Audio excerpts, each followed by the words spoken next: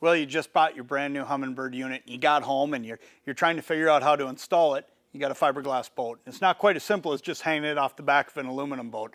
So here's what we're gonna do. I'm gonna have Todd Hesse show you exactly how you go about glassing in a transducer in your fiberglass boat, show you exactly where to put it to make sure that all said and done, you're gonna see everything that you wanna see with that brand new unit. Todd, why don't you tell everybody a little bit about where we wanna place that transducer within that fiberglass boat? You want to be set far enough back where it's still going to be in the water when you're on plane, and you want to make sure that the surface is definitely flat as it can be in the bottom of the boat. Now Todd, when you get into that boat and you're starting to do this project, why don't you take us through all the things that you're going to do to prep the surface and then to actually put the transducer in?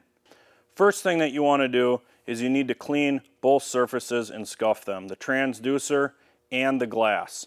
They both need to be scuffed. Now the next part's really easy, so I'm gonna take this part. It's as simple as buying this kit right here. This in-hull transducer kit comes with everything you need. It comes with your transducer, and it also comes with the epoxy. So all I'm gonna do is I'm gonna open this up, we're gonna mix it up. Well, that does it. No messy hands, it's all mixed up, it's ready to go. It's as simple now as we're just gonna cut this and Todd's gonna install it. Now I'm gonna show you exactly how we're gonna do this. We're gonna do it on a separate piece of fiberglass versus looking over Todd's shoulder in the boat so that you can see exactly how this works because it's really a piece of cake. Here you go, Todd.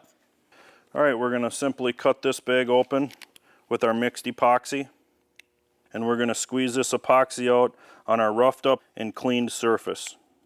You wanna leave a little bit of it in the bag. And the reason for that is you cannot have any air pockets between your transducer and the bottom of the boat. And what we're going to do with the excess that's in the bag is we're going to put it right on the bottom of the transducer, which will eliminate any air bubbles that may occur. Then we're going to take our stick that comes in the kit and we're going to smear that on the bottom of the transducer and coat the entire bottom of the through-hole transducer, like so. And another step to keep the air out from between the transducer and the hull is we want to put the transducer right in the middle of the epoxy and spin it 90 degrees. So we're going to push it in and spin it 90 degrees. And now remember, there is no front or back on these transducers, so you don't have to worry about which side is pointing forward or backwards. After we've twisted our transducer 90 degrees, one thing I like to do is just take that epoxy and just kind of bring it up and around the transducer so all of that excess epoxy that was around there can help to hold that in place for the future.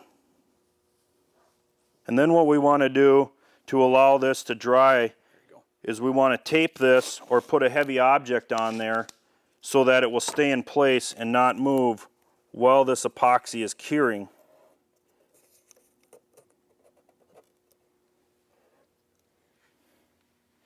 There you go, simple as that. Check back on this thing in about 24 hours and you're gonna find out that that epoxy's all hardened, it's set up, it's ready to go. You can pull that tape off of there, you can get out on the water and you can start seeing everything right below your boat.